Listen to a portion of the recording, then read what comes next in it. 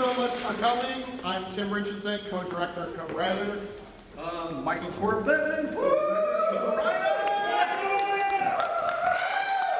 Thank you all so much for coming out for this special event. We've been working on this film, as most of you know, for quite a while. We've been teaching at Southland Schools for 7 years. We did an initial read-through for a version of the script a week before I started the job, so it's been at least that long with the version, and we've had a lot of different challenges we've had, right? That is correct. We survived a factory fire, for one, a world pandemic, unfortunately, of course.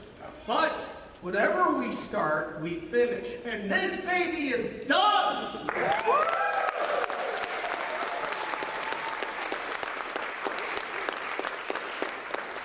So we're not going to talk a long time. We're going to do a Q&A afterwards, as I mentioned, with cast and crew. After that Q&A, we'll do a quick cast and crew photo up here. Then we'll have some cookies and refreshments out there, as well as opportunity for any other photo ops, as well as picking up any copies. We've got, basically, if you've been involved with the film in some way, you've got a free Blu-ray and signed poster. But if anyone else wants to get a Blu-ray or any of our other films, we have copies of The Prophet, as well as Elastic Park, and some other posters, and Elastic Park t-shirts. So check those out, and be kind and patient with our team at the checkout table. And we're offering tattoos for the first time. Michael will be doing it himself, all in green. So without further ado, we present Dr. Spiderwack's mind-boggling compendium of fantastic urban beasts.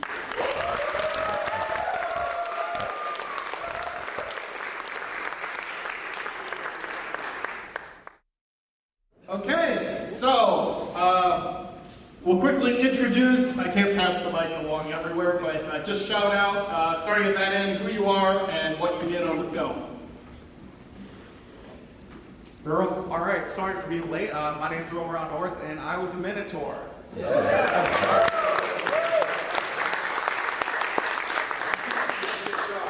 A lot of fans. He's also shaved. Okay. Go ahead. Chris G. Wade for executive producer, but as well as sound and camera work.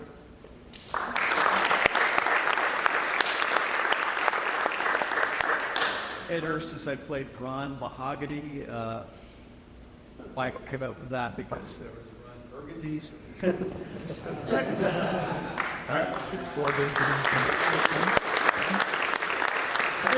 you, Mr. Brown, is like graduation. We'll hold our applause at the very end. You ready? Keep going. Let's get our folks in the front. Lucas Dietz. My name was in the credits a lot, but primarily I was Hawksworth, the Snot Goblin.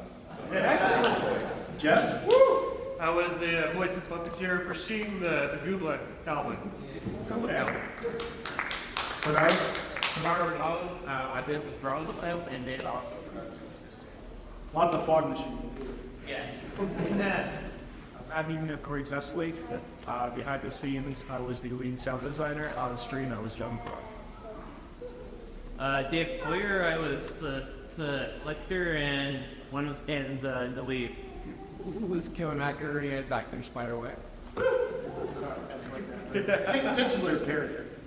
Ben Little, I was Black Duda, stunt coordinator, and voice of Sassy Squatch. Michael Corbett again, co-director, writer, co-producer, along with Know everything to Richardson, all that stuff, editor. Bryce Cullen, Jareth Grass. Lisa Blackburn, Emma Lumpkin, Ian Dana Ray, Scoop Newmander. Peter Thompson, one of the camera and drone operators. Rodney Skiba, Karnoff, and also the Unimart and the body of Unimart half the time. Yellow was me. Yes. Rob Buck, the Leprechaun artist. I'm mom.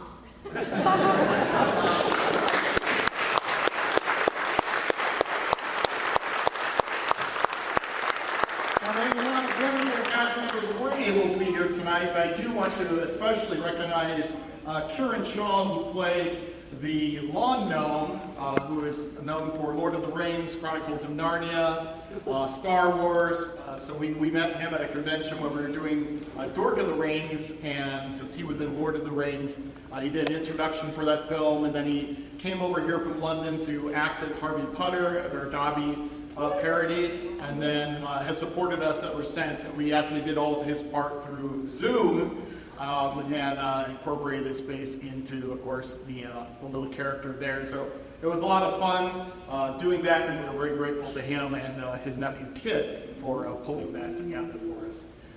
So does anyone have any burning questions other than why? Do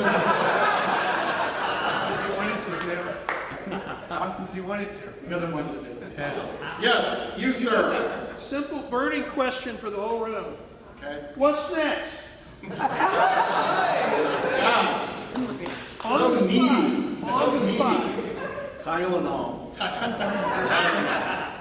Yeah, this was, as you know, it took about at least 7 years to put this one together. Usually it takes us 2 to 3 for one that's got this kind of effects and budget and all the creatures that are in it. We do have a project we started quite a while ago called Burton Juice, but that is one that will require even more than this, and so I'll have to see if we have any deals to do it. I'm basically waiting for AI to catch up so we can just say, do it, just go out and make Burton Juice. Here's our notes, just do it. Yeah, it's colossal. Anything else? Yes? No, I'll be writing them. Oh, thank you. So he said, well, it was supposed to be a drama. Yeah. He said, tell us about the writing. So yeah, we met. Yeah, we wrote a lot of it. Well, I started the idea actually in 2011, after the original Spiderwack came out, and we were done with Harvey Potter. Actually, 2008 when we were done with that. But anyway, long story short, had sort of the germ of the idea. Then we actually got to meet the illustrator and co-author of the Spiderwack Chronicles and kind of pitched to him the parody characters. And he thought it was cool. We actually had some of our Goblin puppets with us at the time. So anyway, long story short, we connected years later to try to do this because we thought it would be simpler because it's set in the city. However, delivering on a lot of amazing creatures definitely took a lot more time. Right. Basically, when you do a spoof, it's usually a spoof of maybe a series or films. But in this case, we were taking Spiderwack Chronicles and Fantastic Beasts in order to increase our audience size. And hopefully it worked. And that allowed us to have this hybrid, if you will. So, yeah, and we love our puns. Oh yeah, I forget where I was at his house, and simply how we came up with, we kept trying to figure out the villain, something unique to him, and kind of came, I don't know, just talking in our heads about the story of the shoemaker and all that. What can we do to make that sort of maybe about, the motive for the villain? Yes? I just want to say I appreciate the nods to previous film. Yeah, the nods to The previous film. Oh, to our previous films, yeah. So shameless self-promotion throughout Lots of Fun, Lord of the Rings, all of that stuff. And in fact, the Goblins were originally hand-sculpted by Todd Davis, and we just thought it was for the Providence, and we thought it'd be a waste to not use them again. They had such a small part in that film, so we brought back those characters for this. And we're cheap. Yeah, we're cheap. Yes, back there. And then, I've got a question for the Dietrichs. After all this time working with the puppets, what have you learned about acting with puppets or filmmaking with puppets as opposed to maybe similar traditional filmmaking you may have done before this? all right, so our puppeteers, what was it like working with the puppets to start with Lucas? And Jenner. Yeah, you gotta. Your arm gets tired. Yeah, you guys are supposed to be down here. Down here. Your arm gets tired. That's why you're along the front. They're just used to that position. Yeah. No, I mean, in many ways, it's traditional acting. I mean, especially if you're doing voice for it, like I was. But it's just instead of you just have to translate it into hand movements instead of facial expressions.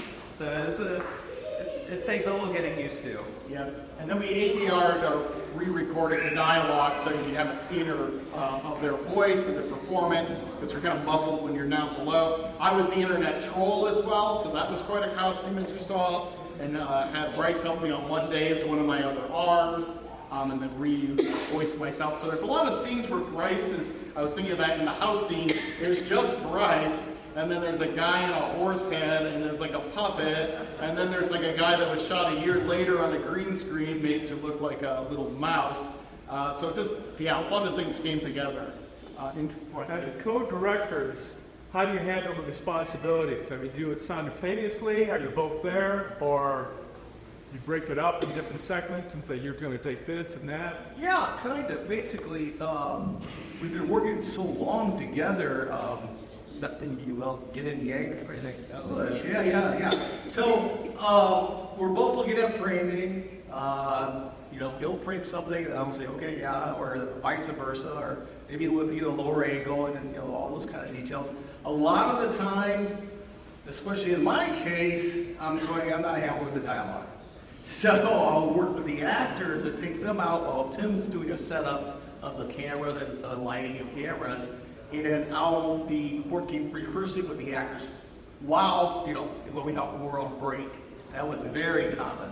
Yeah, I do a lot of, like I said, the setups, the design and everything, so I'm getting everyone in the places and blocking basically the technical elements of making the scene happen. And of course, watching performances, a lot of times I'm in the scene or shooting or watching the camera work, he's watching the performances, catching the things I'm not catching, and vice versa. Yeah. So it just kind of works out. These two guys, like I just told Mike, I said, they're like the yin and yang. So they balance each other.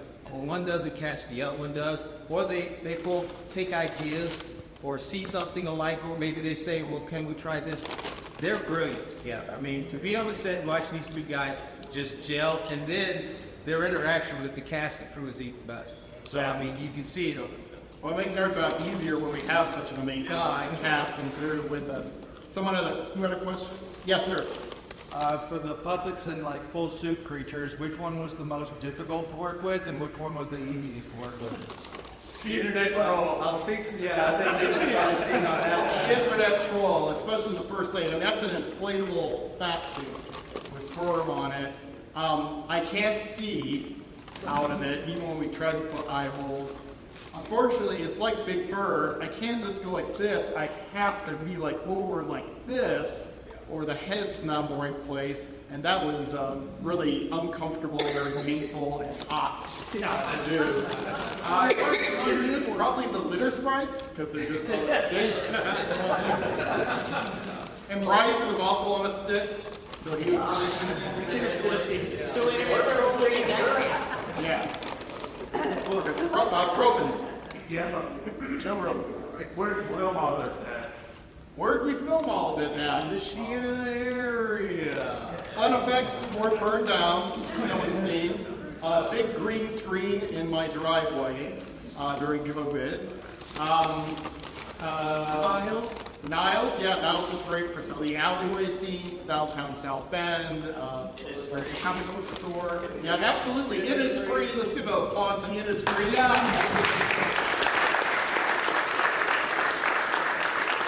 We saw Minarets about this film there, and we just an amazing house. It's where I literally grew up in that air on the property. The house was demolished. They were like, wait, it's free. But 702, that's cold, man. Yeah, so we had craft service over his full bedroom. That's right. Anything else? Yes. I'm curious, after Fun and Explorer, how to put a wrench in your man? I mean, how much did it have to be still? Did it have to be green screen? I'll try to keep it brief. As it was burning down and we realized our stuff was in there too, which we did rescue 90% was okay, didn't burn on that part. But the whole third act that was green screen was all supposed to take place on that Saturday, the day after it burned down. So yeah, we knew like we're going to revisit that next summer, figure it out, and we figured we'd get a different warehouse, and of course COVID came.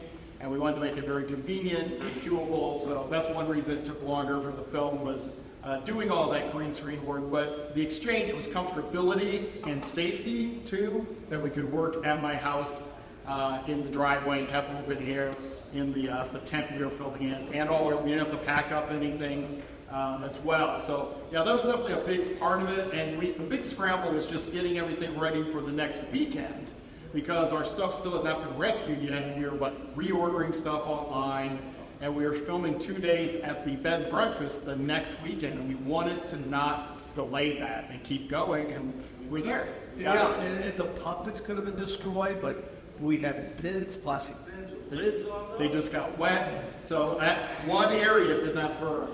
And we did not cause it. Yeah, We did not cause it. It's in the smoke, but we did not cause it. there's no reason. Our greatest, big ally is why would we want to burn down our location? Exactly. Not convenient for us. No. Any questions for any of the actors or anything out there? Well, yeah. Yes, sir. I just want to ask, for the actors that were the first ones that got shot, were you guys kept in the loop at all during that 5-year period between the start to the finish, or were you guys just unaware until the announcement of the film being completed? Yeah, so basically, were you kept in touch? Did you know what was going on since it was a 5-year or more process? How did you know what was going on with the film? Well, I'll speak. The whole time it was communicated. We all did it. And there were times when we reshot things. Yeah, the whole time it was communicated to us what was going on. Tim always did a great job of, constant emails and updates on everything. We were all, there was no, I can't speak for everybody else, but a lot of us were together, so I guess I can. I think that wasn't a problem at all. Yeah, we tried to update people through emails, and then there were social media and everything. And a lot of people came back for voiceovers, interviews, so it kind of kept it fresh. Bryce, were you saying, at least when you were interviewed, but now this is 2 years since back, how you felt like we didn't feel like it was taking as long? Well, now that it's been 7 years, yeah, it feels like it's been a lot. But the best part is that, because Tim has kept us in a loop, I was always still looking forward to what was coming next, so that was always really good. I know. Bryce was 12 when we started. And now he's 70. No, and I want to say that we've been very fortunate to be able to work with same people over and over. It's like a theater's team, the group, right? And I would love you guys to give it an applause to these wonderful actors and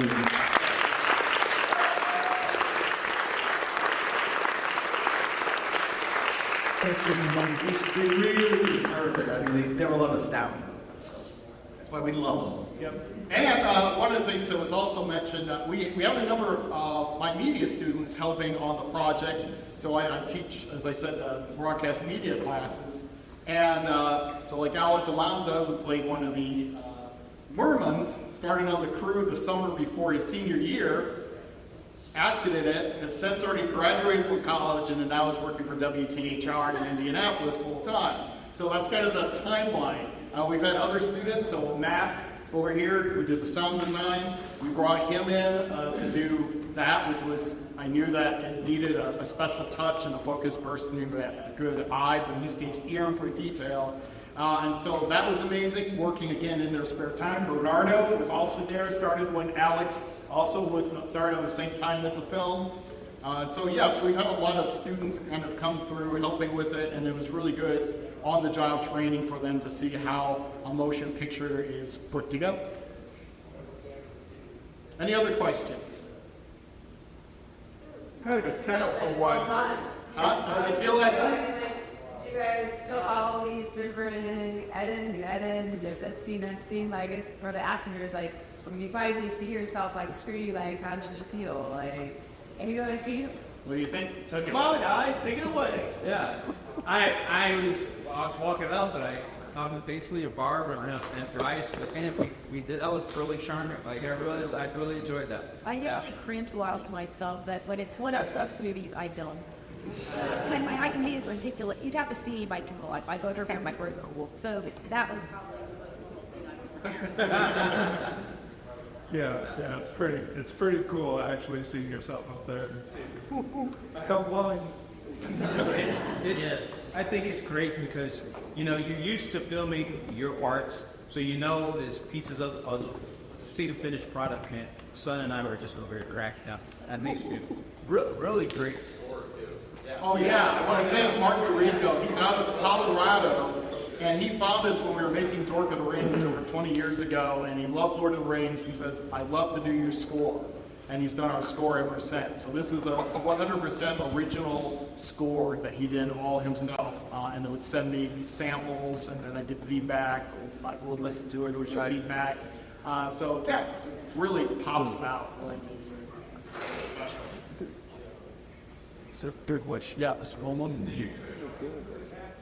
No, so this is the first time the cast has seen it. For the most part, maybe a few people. Dr. Spiderwack has had special privileges to this. Who's not in the film actually all that much, but that's probably okay. He likes his snaps. It's a real portal pot. Right. Does it to you every time. Yep. I'm from your work. Yeah. Plus, the quality of the shots is excellent. It matched really well. And so are you using the same cameras? But you obviously have several cameras. Yeah, pretty much. We're shooting these on DSLR, so they're like photo cameras, and they want a nice lens for it. But like even that house scene, we have multiple cameras. We had two different lenses. One was a little sharper, one wasn't as sharp. But because they're all pretty sharp, I'm able to go in a lot with the color grading to get things matched as best I can, get the blacks nice and black, tweak things here and there. There might be a shot here or there that may not match. So the biggest challenges were obviously the green screen work and trying to make that. Again, with this being sort of like this style of film, like you're seeing like, the puppet rods, you're seeing things, and by the time you get to the green screen stuff, you're not really shocked that it's not Hollywood perfect, and kind of hopefully adds to the charm or harm of the film. Yeah. You're making an interesting point, because when we were writing this, I especially wanted to have a mixed look, because we have the cell phone, have to be unblotted here, so we can get this nice mix of media, in terms of that's still shot with the same cameras and stuff, right? Yeah, and then he shot some with the actual little handheld camera. Yeah. And then I kind of went with the blue and red kind of looks for everything within the factory. It just kind of seemed to feel right. Kind of had an 80s feel, but also there was colors already in that location, that blue and red. So we were able to do some. The nice thing about doing the green screen stuff is we could control how much we could create our environment. We can add more than there would have been at the locations. You kind of lose out on some of the organic things you might have done, like running up and down some stairs and working, because we don't want to move the camera very much when they're interacting on the green screen, because then you got the motion match it, which wasn't always done perfectly. So there are obviously pros and cons in their way going that green screen route. We basically just had a 20 by 20 party tent on the green screen on three sides of it, put some lighting, had a white roof so we had sun filtered through evenly.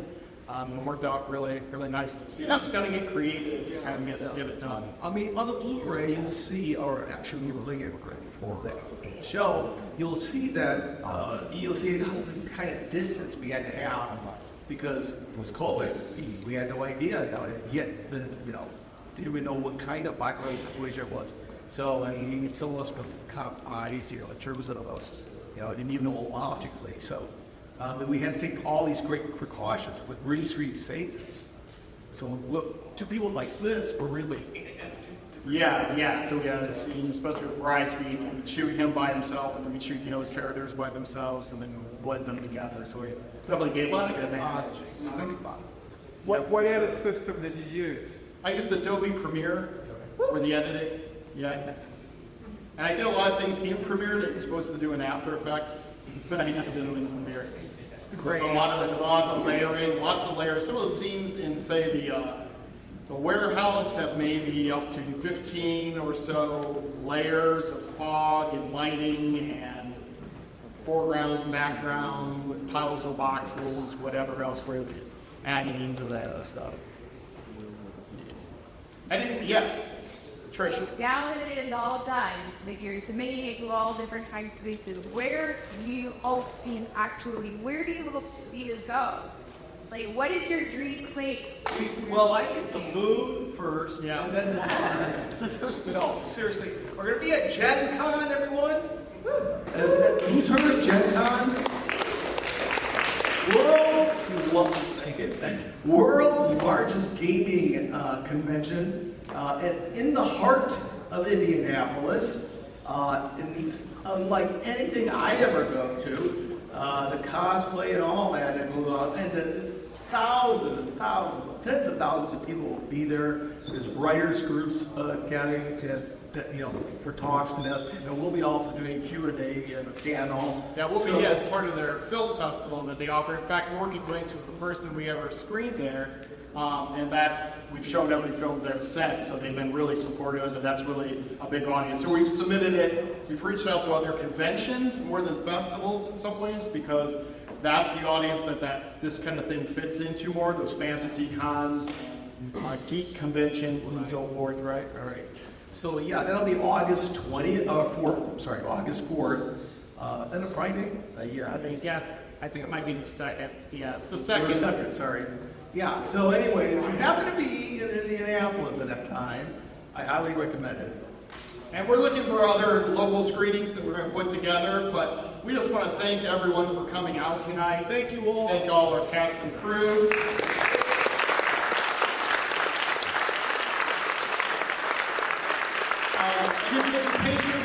Like ask the cast and crew to stay up here. We're going to get Cozy and Jamal. You're going to take our photos as we discussed. So we'll do that instead of trying to do it out in the hall and trying to get everyone together. So we'll get some of you sit along here, like these guys are doing. And then after we take the photo, our crew will be out in the lobby to help connect you with your rewards. So those of you who are getting free Blu-rays or signed posters as part of being part of the production or being a crowdfunder, we'll get you hooked up in a few minutes. And then if anyone's interested in purchasing a Blu-ray, either this one or another full of ours or a poster or whatever, we'll be happy to help you. We thank you so much for making this an amazing premiere. We thank John Adams. We thank John Adams High School and Princeton Site.